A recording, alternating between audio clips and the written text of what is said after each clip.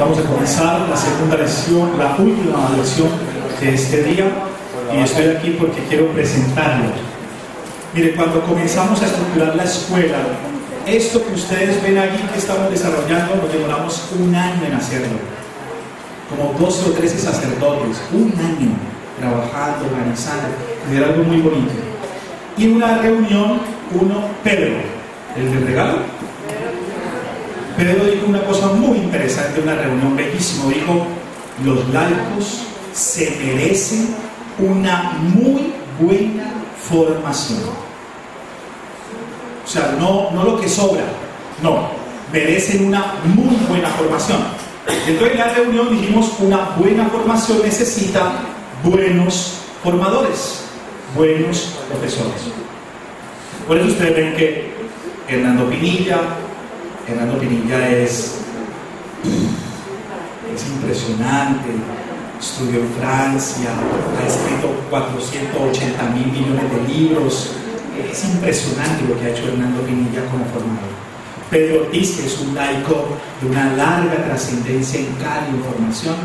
Y ahora les presento a Santiago.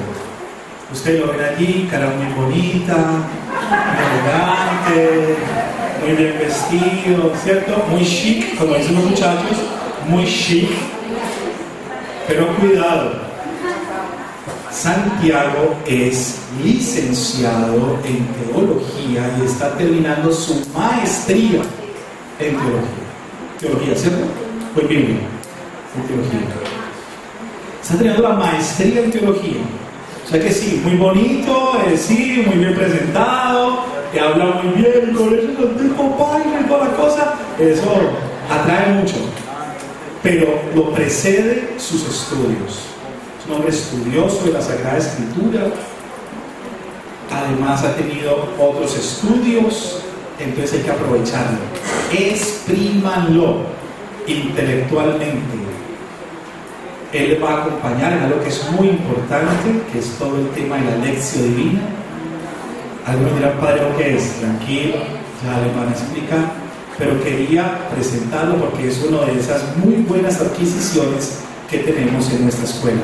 Le damos un aplauso. Bienvenido. Hoy le vamos a pedir que haga la lección un poquito más cortica, porque recuerden que a las 12:10 nos vemos en el templo. Santiago Valencia.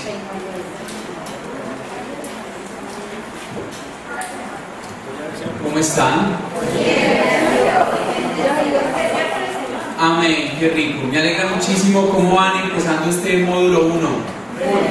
Animadísimos. Eso veo yo con lapicero y cuaderno en mano.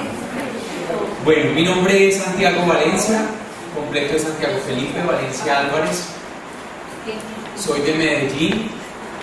Estoy radicado en Cali hace un mes apenas, pero llevo viniendo a Cali un año a una misión que se llama Escuela Bíblica Católica Yeshua, que es un grupo, una escuela de procesos para laicos, y pues me vine a radicar acá a Cali para darle continuidad a todos los procesos de la Escuela Bíblica Católica Yeshua y también para darle continuidad a el CAE, a la Escuela de Formación y Evangelización para Laicos, para estar acá también con ustedes.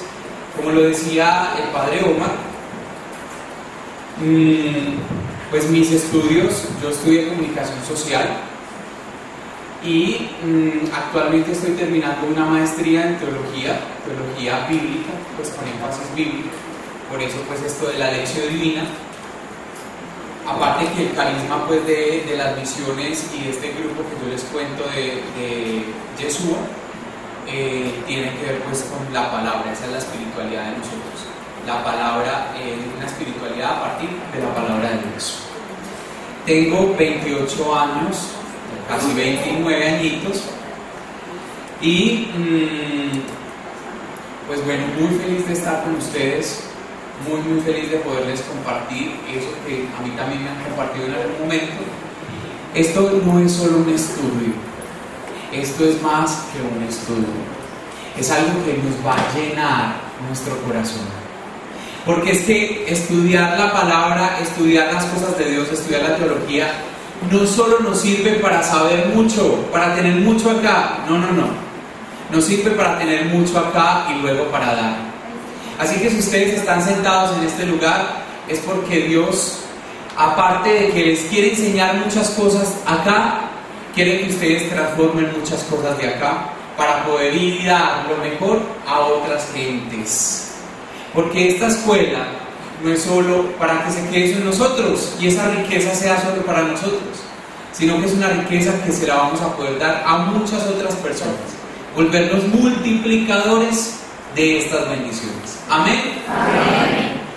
Y pues eso estoy haciendo yo acá, multiplicándoles estas bendiciones. En estos encuentros de Lección Divina, nosotros lo que vamos a hacer es que vamos a trabajar. Perdona, acá te está.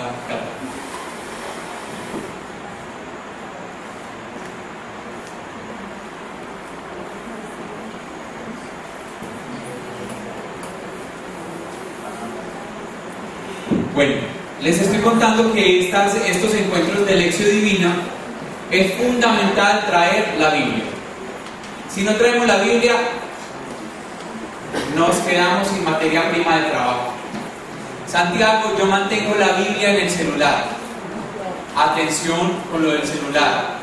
Como nosotros vamos a aprender a rayar la Biblia, sí, a rayar la Biblia. Entonces, por eso nosotros debemos de traer la palabra. Santiago, ¿cómo que rayar la Biblia? Si mi abuelita me enseñó que la palabra no se pone en el piso, no se raya, se pone en un atril en el Salmo 90 y no sé cuánto. En todo caso, yo les voy a decir algo. Podemos tener nuestra palabra allí en el atril muy linda, pero no saber nada de ella. Y de eso, a traerla acá, a rayarla, a desmenuzarla, es mejor rayarla y desmenuzarla. Porque de esa manera me enseñaron a mí a aprender sobre la Biblia y de esa manera se los voy a enseñar yo a ustedes. Es una manera práctica en la cual nosotros vamos a ir desglosando todo lo que se esconde allí, toda la riqueza que hay en la palabra de Dios. ¿Listo? Entonces, por eso es fundamental que traigamos Biblia, el cuaderno, que ya los veo con cuaderno, y lapiceros de colores. Lapiceros de colores. Resaltadores. Les recomiendo mejor los lapiceros de colores. ¿Por qué? Porque el resaltador tú resaltas, pero cuando vas a buscar dices, ay, sí, resalté esto, es muy bonito. Pero lo que nosotros vamos a hacer es que con el lapicero vamos a subrayar y vamos a escribir ahí mismo dentro de la Biblia cositas, lo que significa, lo que quiere decir, a dónde apunta, un texto que nos hace referencia a esto. Con el resaltador no podemos escribir todo eso. ¿Me hago entender? Entonces, por eso lapiceros de colores. Ojalá no sean tinta mojada, porque daña pasa de agua, porque ustedes saben que las hojas de las Biblias son muy delgadas. ¿Entendido, cierto? Muy bien. Lectio Divina, ya voy a escribirles como... Bueno. ¿Qué es la Lectio Divina? Es la lectura orante de la palabra de Dios. ¿Es la qué? Lectura orante de la palabra de Dios.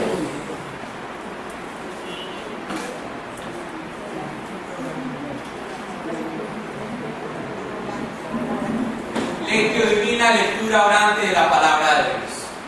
Lectio Divina, ¿por qué lectio? ¿Por qué no lectura divina? Porque eso está en... un lapsus en este momento, está en... ¿Latín? No, en latín. En latín, está en latín. Entonces, por eso es lectio divina. La lectio divina, recuerden, es la lectura orante de la palabra de Dios. ¿Cómo así que la lectura orante de la palabra de Dios? Uno puede leer la Biblia, pero no puede tal vez interpretarla. Yo no sé si a ustedes les ha pasado, yo antes de empezar en este camino con Dios, que llevo 10 años caminando con Dios, antes de caminar con Dios, yo era de los que abría la palabra y cuando la abría no sabía muy bien qué era lo que quería decir. Y había cosas que no entendía. Y yo sé que ustedes se van a sentir identificados porque a uno le enseñan esto, que busque la palabra de Dios, entonces uno hace esto: Señor, por favor, necesito una respuesta ya de esta situación tan impresionante que estoy pasando. ¿Será que compro o no compro la casita? Y entonces sale. Y entonces mataron a 10.000 personas, uno por uno, derramaron sangre en toda la tierra, mujeres, niños, hombres, los degollaron. Fue el llanto, el rechinar de dientes, y el fuego ardía. Entonces uno mismo cierra la palabra. Esa no es. Esa calza no la come. Y bueno, Señor, dame la respuesta. Y entonces vos se entró a la cama con Ruth.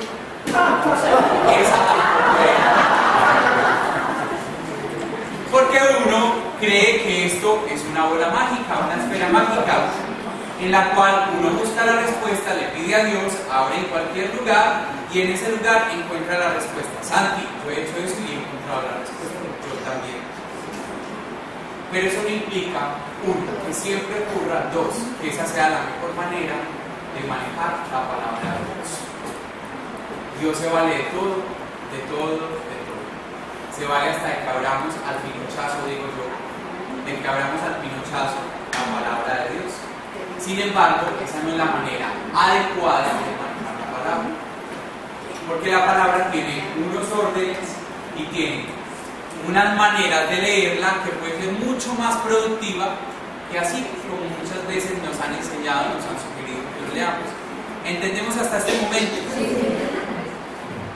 En ese orden de ideas se llama la lectura divina, la lectura orante de la palabra de Dios, porque es una lectura, esto es un método, la lección divina es un método.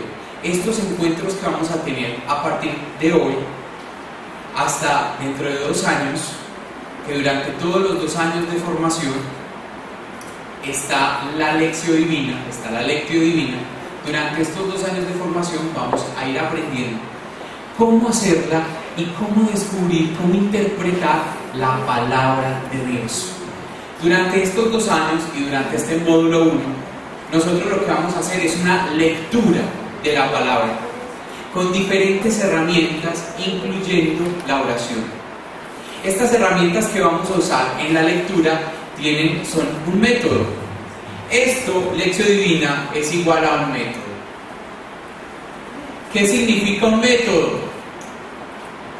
Un método, la palabra método viene de 2 palabras griegas. De 2 palabras griegas que son metos y hodos. Odo, método, que significa meta, y hodos, camino. O sea, es un camino que llega a una meta. Es un método, eso es un método. Un método es una manera de caminar, una manera de llegar a un punto en particular. ¿Sí me hago entender? Y entonces la lección divina es ese método, es un método. La lección divina es una manera de nosotros interpretar, conocer, ojo con esto, y encarnar en nuestras vidas la palabra de Dios. Esa es la lección divina, un método, es la lectura orante de la palabra de Dios. Como les dije al principio, esto no es una lectura en la que yo voy a aprender muchos conocimientos solamente, sino que es una lectura que me transforma la vida. San Jerónimo tiene una frase muy linda y me gusta mucho. San Jerónimo. Y San Jerónimo dice, San Jerónimo era un enamorado de la palabra de Dios. Y él dice que el que desconoce las Escrituras, desconoce a Jesucristo. Eso es lo que dice San Jerónimo. Que el que desconoce las Escrituras, desconoce a Jesucristo. Así que en las Escrituras es donde Jesús y donde Dios ha registrado donde el pueblo de Dios ha registrado toda su experiencia con Dios. Cuando nosotros desconocemos la palabra de Dios, nosotros estamos desconociendo quién es Dios, quién es Jesús. Y por eso es tan importante nosotros meternos en la Biblia y profundizar en la Biblia. Hay dos palabras con las que yo quiero introducir este módulo 1, y son una palabra griega y una palabra hebrea. Santiago, ¿por qué palabra griega y hebrea? ¿Por qué no hacemos eso de una vez en español? Porque el Nuevo Testamento está escrito en griego y el Antiguo Testamento está escrito en hebreo. ¿Por qué? Pues porque vamos a estudiar un libro que tiene más de 2000 años. Y ese libro que tiene más de 2000 años fue escrito el Antiguo Testamento en hebreo por los hebreos, por el pueblo de Israel, que esa era su escritura, no hablaban en inglés, español, alemán, escribían hebreo, entonces escribieron en hebreo originariamente el Antiguo Testamento. Santiago, ¿y entonces por qué el Nuevo Testamento está en griego? Está en griego porque cuando empezaron a redactar el Nuevo Testamento, que es donde registran todos los acontecimientos de Jesús, el mecanismo de escritura que tenían las personas que empezaron a registrar todo lo que habían vivido los otros discípulos con Jesús, el mecanismo usual era el griego. Porque en esa época ya las comunidades cristianas no solo hablaban en hebreo, sino también arameo, y también hebreo, arameo y griego. Y entonces, para que se pudiera desarrollar la mejor lectura de estos textos bíblicos, se escriben en griego. ¿Listo? Hay textos bíblicos que fueron originariamente escritos en hebreo, pero que del hebreo los pasaron, los transcribieron al griego. Por lo que les digo, porque habían muchas culturas que tenían habla y lectura griega. Entonces, para poder llegar a esas comunidades, unos los escribieron directamente en griego y otros los pasaron del hebreo al griego. Entonces, por eso el Nuevo Testamento está escrito en griego y el Antiguo Testamento está escrito en hebreo. ¿Entendemos hasta el momento esto? Lo que no me entiendan me hacen pregunta, por favor, porque para eso estamos. Listo, yo sigo de pronto derecho y hay cosas que de pronto me estoy saltando y que son importantes. Bueno, muy bien. Hay dos palabras que yo quiero que las tengamos presentes y son las siguientes.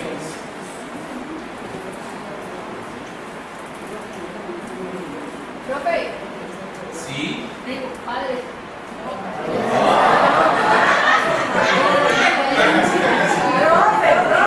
Padre todavía ni de familia ni de sacerdote. Perdón, Mentiras. como también estudios de Sí, teología, sí, lo claro, que acá nos haciéndote el padre. chiste.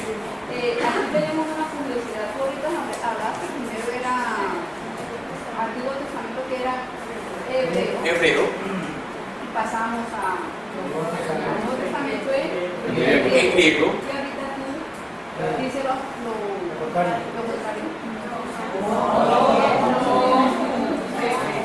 Que se escribió algo en hebreo, que algo del Nuevo Testamento. Atención acá para que nos desenredemos. Antiguo Testamento en hebreo, Nuevo Testamento en griego. Algo del Nuevo Testamento pudo ser escrito en hebreo, pero se pasó al griego. ¿Por qué? Por cuestiones prácticas, porque en ese entonces las comunidades cristianas, habían muchos que hablaban griego, y entonces para difundir con mayor eficacia el mensaje fue escrito en griego. ¿Listo? Pero repito, Antiguo Testamento en hebreo, Nuevo Testamento en griego. ¿Listo? ¿Sí?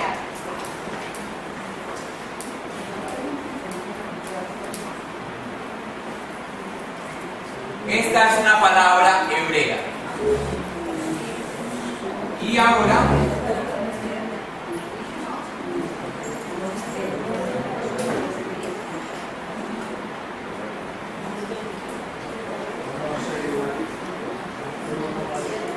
y esta es una palabra griega. Esta palabra griega tiene que ver con ¿qué testamento? Muy bien. ¿Y esta palabra griega tiene que ver con qué testamento? Muy bien. Muy bien. Nuevo Testamento, Antiguo Testamento. El hebreo, ¿por qué lo escribía acá para allá? Porque así se escribe. Se escribe al revés de lo que nosotros escribimos. No se escribe de derecha a izquierda, sino de izquierda a derecha. Pero el griego sí se escribe de derecha a izquierda. ¿Qué pasa con esto? Esta palabra, ¿qué significa? O sea, ¿cómo se dice? Se dice dabar. Dabar. Tranquilos, yo no les voy a estar escribiendo ni hablando todo el tiempo ni griego, ni lo crean. Esto es como una introduccióncita que es importante para entender la palabra de Dios. Alguna que otra vez les daré unos apuntes sobre esto, porque como los textos primeros, a ver.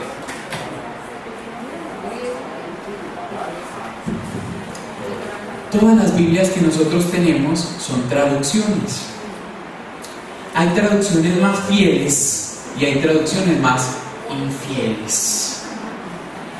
Las traducciones más fieles son las que son de una lectura un poquito más atrancadita, por decirlo de alguna manera, que son un poco más complejas. Hay algunas traducciones muy bien logradas, que las entendemos y conservan cierta fidelidad. Por eso todas las Biblias dicen cosas diferentes. O sea, no dicen, a ver, tiene el mismo contenido, pero ese contenido está escrito en palabras diferentes, ¿cierto? Está escrito en palabras diferentes, me corrijo. Dicen lo mismo, pero está escrito en palabras diferentes. Entonces una Biblia puede decir, y Jesús salió recorriendo todo el mar de Galilea. Y en otra Biblia puede decir, y Jesús bordeaba todo el mar de Galilea.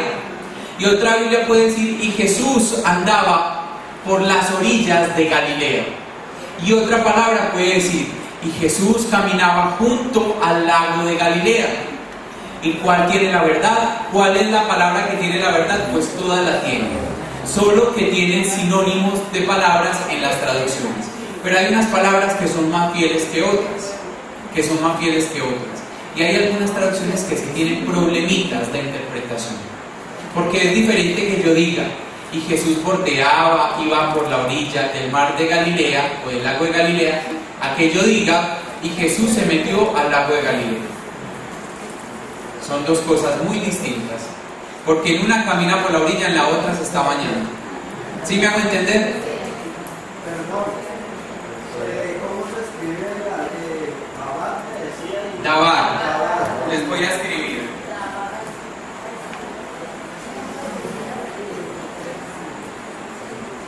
Dabar.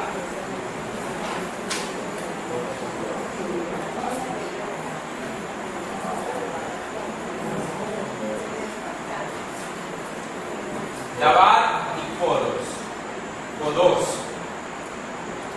Dije el agua.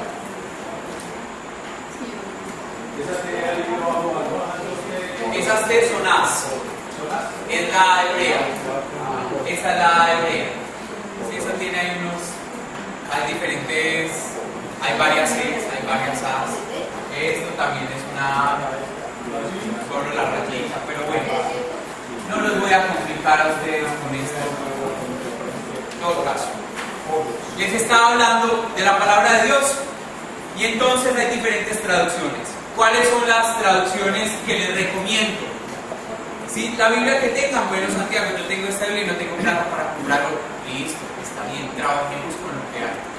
Pero si pudieras cambiarte, o si te pudieras conseguir las siguientes Biblias que yo te voy a mencionar, son las Biblias para Latinoamérica, las que tienen una traducción un tanto más fiel, por decirlo de alguna manera, y que tienen unos pies de página. ¿Qué son los pies de página?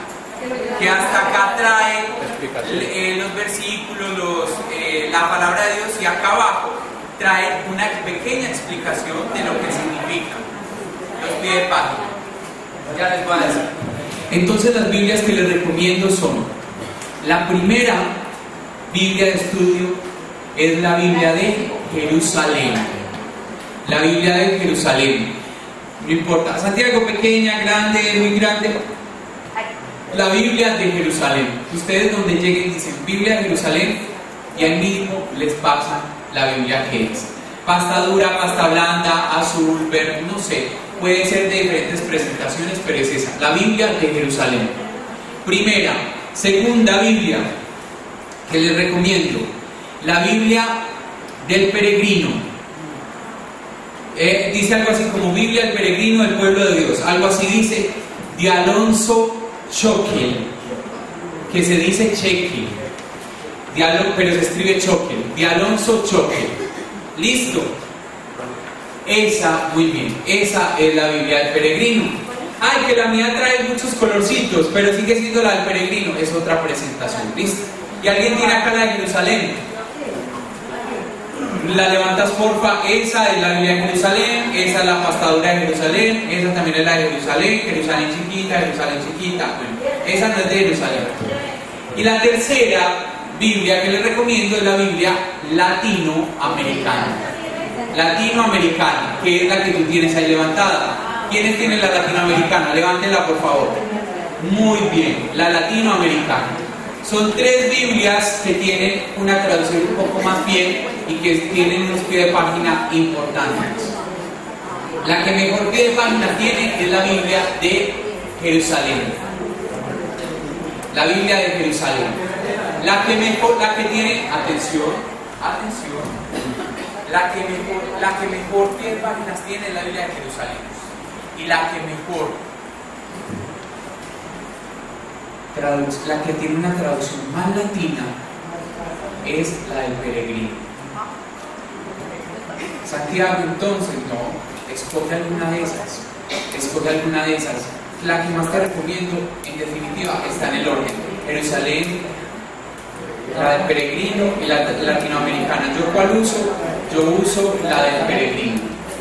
Y uso la del Peregrino porque fue la primera Biblia que me regalaron, me acostumbré a ella y esa es la que tengo toda rayada.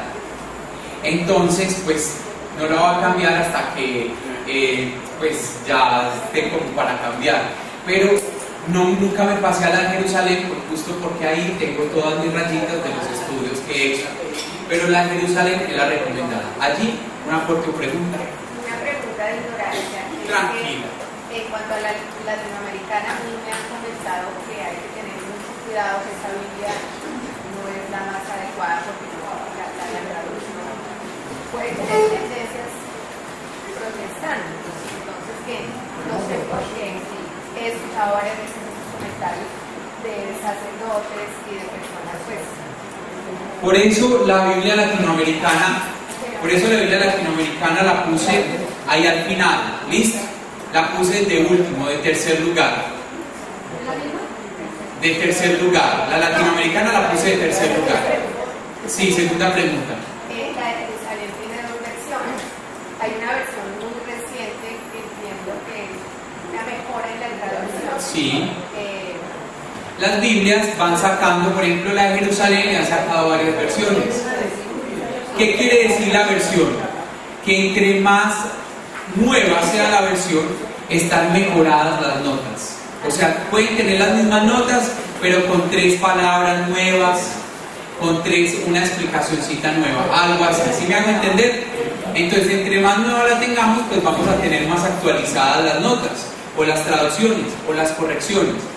Pero que sean cosas muy relevantes, no, tampoco. Ahora que tenemos una Biblia de 1800, bueno, ahí ya obviamente la cosa cambia enormemente. ¿Listo? Muy bien, después de explicarles lo de la palabra y lo de la Biblia, continúo con las palabras dabar y logos. Resulta que la palabra dabar en el Antiguo Testamento, para nosotros en nuestro español, ¿qué significa palabra? ¿Qué es una palabra para nosotros en el español? Dice por acá un vocablo. El conjunto de unas letras interpretadas. El conjunto de unas letras. Conjunto de letras que transmiten algo. Mensaje. Un mensaje. ¿Qué es una palabra? ¿Qué más? ¿Quién da más? ¿Cómo dices? La unidad más pequeña del aula. ¿Cómo dices? Igual, lo mismo. ¿Cómo les parece que nosotros los occidentales somos, ¿cómo lo digo? Lo voy a decir así en mis palabras coloquiales, somos muy sequitos, por decirlo de alguna manera, somos secos. Pero los orientales, estamos hablando de los hebreos, de los judíos, en fin, en este caso solo quiero hablar de ellos. Los orientales tienen un sentido de profundidad y de significados mucho más amplio que los occidentales. Para nosotros los occidentales somos mucho de acá, de la razón, de la intelectualidad. Los orientales son también, aunque son de mucho de la intelectualidad, son muy del corazón. Y entonces para ellos las letras y las palabras no solo tienen un significado tan técnico como el que ustedes me acaban de decir, un conjunto de letras que forman una palabra, un vocablo, en fin, sino que para ellos las palabras tienen unos significados con cierto sentido de trascendencia. Y en ese orden de ideas, para ellos Dabar, palabra, no solo significa un conjunto de letras, ni no solo significa un vocablo. Para ellos la palabra Dabar significa una experiencia de vida. Una experiencia de vida. Por eso les decía que los occidentales pensamos muy diferente a los orientales. Por eso meternos en la palabra de Dios, en el pensamiento de Jesús, no es una cosa tan fácil. Y por eso en la lección divina, luego miraremos, uno de los puntos para interpretar la palabra de Dios es pedir Espíritu Santo. Porque sin el Espíritu Santo nosotros no podemos ingresar al pensamiento de Jesús. Porque Jesús es un oriental y nosotros pensamos como unos occidentales que somos. Y para nosotros palabra sigue siendo un conjunto de letras. En cambio para ellos, Dabar, palabra, es una experiencia de vida.